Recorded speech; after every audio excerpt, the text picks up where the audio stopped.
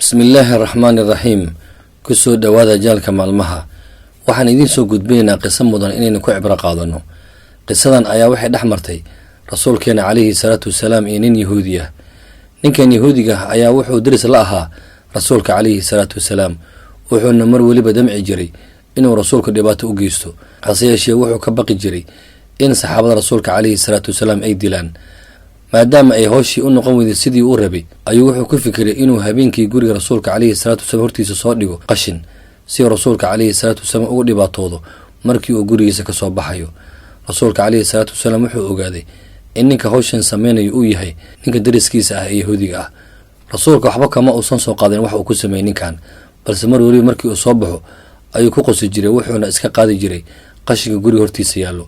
muddo kadib ninkii yahuudiga ahaa aad ayuu xanuunsaday, wuxuuna koray sariir. rasuulka calayhi salaatu wasalaam markii uu waayey ayuu raadiyey, wuxuuna ugu tegay gurigiisa isaga oo soo booqanaya. ninkii markii uu arkay rasuulka calayhi salaatu wasalaam aad ayuu ula yaabay, markaasuu wuxuu ku yidhi, yaa kuu soo sheegay inaan xanuunsanahay? rasuulka calayhi salaatu wasalaam wuxuu ku yidhi, waxaan waayey qashinkii aad ii soo dhigi jirtay. ninkii yahuudiga ah aad ayuu u ooyey, wuxuuna ku dhawaaqay shahaateenka. sidaa ayaana alla subxaanahu watacaala uga badbaadiyey gaalnimadii uu ku dhiman lahaa. qisadani waxaynu ka faa'iideynaa sida uu rasuulkeena calayhi salaatu wasalaam u ahaa ruux naxariis badan, dadkana aan xumaantooda xumaan kale ugu bedelin. waad ku mahadsan tahay daawashada muuqaalkan. haddii aad ku cusub tahay janalka maalmaha, fadlan sabskraib dheh gamalaalkana riix si ay kuu soo gaaraan waxyaabaha cusub aan soo dhigi doono. mahadsanid.